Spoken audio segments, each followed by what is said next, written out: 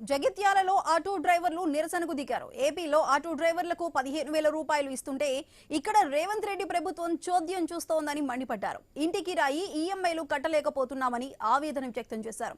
దుర్భర పరిస్థితిలో ఉన్నామని ఆవేదన వ్యక్తం చేస్తున్నారు. హామీ ఇచ్చిన ప్రకారం 12,000 ఇవ్వకపోతే స్థానిక సంస్థల ఎన్నికల్లో ప్రతాపం చూపిస్తామంటూ హెచ్చరిస్తున్నారు. ఆటో డ్రైవర్ల కష్టాలపై మరింత సమాచారం మా కరీంనగర్ కరెస్పాండెంట్ ప్రశాంత్ అందిస్తారు. ఆటోవాలా అనగానే అన్న అని పిలిచే ఆటోవాలాలు తెలంగాణలో దుర్భర పరిస్థితులు ఎదుర్కొంటున్నారు. నిజంగా మహాలక్ష్మి పథకం గొప్ప స్కీమ్ అయినప్పటికీ కానీ మా బతుకులు మాత్రం చింద్రం చేశారనేది కూడా వారు ఆవేదన వ్యక్తం చేస్తూ ఉన్నారు. రోడ్ల మీదకి వచ్చి ధర్నాలు చేస్తూ ఉన్నారు. మాకిచ్చిన హామీలు ఏవి అంటూ కూడా పెద్ద ఎత్తున నినాదాలు చేస్తూ ఉన్నారు. నిజంగా ఒకవైపు దీన్ని ఇన్స్పిరేషన్గా అంటే తెలంగాణని ఇన్స్పిరేషన్గా తీసుకొని ఆంధ్రాలో ఆటో వాళ్ళకు 15,000 రూపాయలు ఆంధ్ర గవర్నమెంట్ ప్రకటిస్తే తెలంగాణ గవర్నమెంట్ మొట్టమొదటిగా ప్రకటించిన ఆ 12,000 రూపాయలు ఎక్కడ అంటూ కూడా నినదిస్తున్నారు. కొంతమంది ఆటో వాళ్ళు మన ముందున్నారు. అసలు వారి యొక్క జీవిత పరిస్థితి ఏంటి, వారు ఎదుర్కొంటున్న సమస్యలు ఏంటి, వీటన్నిటికి సంబంధించి అన్ని విషయాలు అడుగుదాం. మీరు చెప్పండి, అన్నా అని పిలవగానే ఆటో వాళ్ళుగా మా గమ్యస్థానాలకు చేర్చే మీరు ఎందుకు రోడ్ల మీదకి రావాల్సిన పరిస్థితి వచ్చిందంటే ఏం చెప్తారు? ఫస్ట్ వచ్చేసి ఐ న్యూస్ వాళ్ళకు నా తరఫున ధన్యవాదాలు. ఎందుకంటే మా బాధలు గవర్నమెంట్ కానీ ప్రజలకు కానీ అందరికీ చూపుతూ మా బాధలు వాళ్ళందరికీ చెప్పుకుంటూ తిరుగుతున్న మా మిత్రులు మన పత్రికా మిత్రులందరికీ మా అందరి తరఫున జగిత్యాల జిల్లా ఆటో కార్మికుల తరఫున నేను ధన్యవాదాలు తెలుపుతున్నా భయ్య. ఎందుకంటే మన కాంగ్రెస్ గవర్నమెంట్ వచ్చి మన రేవంత్ రెడ్డి గారు 2023లో కూడా హామీలు ఇవ్వడం జరిగింది. మరి ఆ హామీలు ఇంతవరకు అమల్లో లేవు. మా బాధలు ఎవరికి చెప్పుకోలేకపోతున్నాము. 15,000 రూపాయలు ఆంధ్ర రాష్ట్రంలో ఇస్తా అని చెప్పి అక్కడ అమలు చేసిర్రు.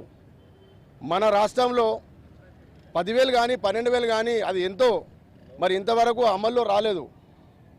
మా బాధలు ఎవరికి చెప్పుకోవాలి మాకు అర్థం అవడం లేదు.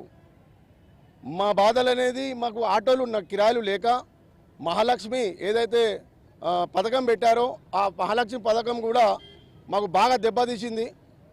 మేము ఇవాళ ఎక్కడికి పోలేకపోతున్నాము. జగిత్యాల లోకల్లో కూడా కిరాయిలు లేకపోతున్నాయి.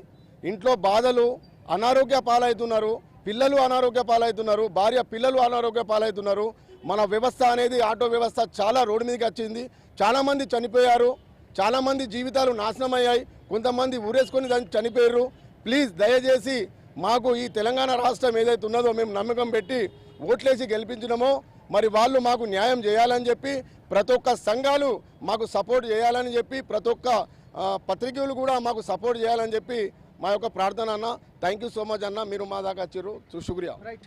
ఇక 12,000 రూపాయలు ఇస్తా అని గత ఎన్నికల హామీలో తెలంగాణ రాష్ట్ర ప్రభుత్వం చెప్పిన పరిస్థితి నిజంగా అమలవుతున్నాయా అంటే ఏం చెప్తారు? ముందుగా ఐ న్యూస్ పత్రికలకు నా యొక్క ధన్యవాదాలు. మరి ఏదైతే రేవంత్ రెడ్డి గారు జనం కూడా అందరూ మార్పు కావాలని కోరుకున్నారు. మరి ఇలాంటి మార్పు అవుతుందని ఎవరు కూడా కలలు కానలేము. ఈ మార్పుతో నువ్వు తెచ్చిన మార్పుతోటి మా పొట్టున కొట్టేసినావు నువ్వు. మా పిల్లలు చదువుకోవడానికి ఇబ్బంది అవుతుంది, మాకు ఇంట్లో ఖర్చులకు ఇబ్బంది అవుతుంది. మా ఆటో డ్రైవర్లు ఎంతోమంది నీ మహాలక్ష్మి పథకం కింద ఎంతోమంది మా అమరులు అయిపోయారు. వాళ్ళ ఇంట్లో ఇల్లు కూడా గడవడం లేదు. అసలు నీకు శాత కాకపోతే నువ్వు దిగిపో, నువ్వు సీఎంగానే వేస్ట్. నువ్వు రేవంత్ రెడ్డి గారు నువ్వు సీఎంగానే వేస్ట్. నీకు శాత కాదు. నీకు నీ 6 గ్యారెంటీలు ఎక్కడే పోయినాయి, నువ్వు ఎక్కడున్నావు? మా ఆటో కార్మికులు నువ్వు ఏం చెప్తున్నావు? నీ పక్కపొంట నీ గురువే కదా చంద్రబాబు నాయుడు గారు, నీ గురువే కదా. పక్కపొంట ఆంధ్ర రాష్ట్రంలో 15,000 రూపాయలు చంద్రబాబు నాయుడు గారు ఇస్తా అన్నారు, వారు ఇచ్చారు. మరి నువ్వేం చేస్తున్నావు? 12,000 ఇస్తాను, ఇప్పటికి 2 సంవత్సరాలు కావాల్సింది. నువ్వు 12,000 కాదు 12 రూపాయలు కూడా మాకు ఇవ్వలేదు. మా పొట్టలు కొట్టినావు. నువ్వు నాశనం అయిపోతావు. నువ్వు రేవంత్ రెడ్డి నువ్వు నాశనం అయిపోతావు. వాస్తవానికి చెప్పాలంటే జిల్లాల వేజిగా మేము కూడా ఏకమవుతాం. అవసరమైతే ఎమ్మెల్యేలను ఇళ్లను కూడా ముట్టడించడానికి మేము వెనకాడమని చెప్తున్నాం. ఆల్రెడీ ఇప్పటికీ మేము నాశనం అయిపోయినాం అన్న. మా ఆవేదన ఇదన్నా. మాకు చాలా బాగా ఉంది, చెప్పుకోలేని బాధ ఉందన్న. మాకు చూసినాం మార్పు అంటే ఏదో గవర్నమెంట్ వస్తుంది కావచ్చు, మాకు ఏమన్నా హెల్ప్ చేస్తే కావచ్చు అనుకున్నాం. కానీ ఇలాంటి హెల్ప్ చేస్తారని మేము అనుకోలే. మా కోపం కాదు, నువ్వు మహాలక్ష్మి పథకం పెట్టు. మాకు ఇస్తున్న పథకం ఏది? 12,000 రూపాయలు ఏవి మాకు ఇస్తాను నేను, అవి కూడా మాకు అమలు చేయి. అంతా మంచిగా సంపాదించుకుంటాం. ఫ్రీ బస్ కాబట్టి ఎవరు కూడా వస్తలే. పిలిచినా కానీ అక్క ఆటో రాండి అన్నా కానీ కనీసం వెళ్ళు మా బస్ వస్తుంది అంటారు తప్ప కానీ ఆటోలు అయితే ఎక్కుతలేరు. బాగా అంటే బాగా ఇబ్బంది అవుతుంది మాకు.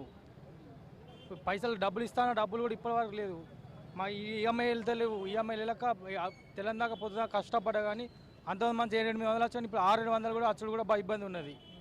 ఇది మొత్తానికి 3 చక్రాల బండి నడిస్తేనే మా పూట గడుస్తుంది అనేది మాత్రం ఆవేదన వ్యక్తం చేస్తూ ఉన్నారు. ఖచ్చితంగా మాకు కావాల్సిన డిమాండ్లు 12,000 రూపాయలు ఖచ్చితంగా సంవత్సరం వారీగా ఇవ్వాల్సిందే, లేదంటే మాత్రం పెద్ద ఎత్తున రోడ్ల మీదకి వచ్చి పెద్ద ఎత్తున ధర్నాలు కూడా చేస్తామంటూ కూడా హెచ్చరిస్తూ ఉన్నారు.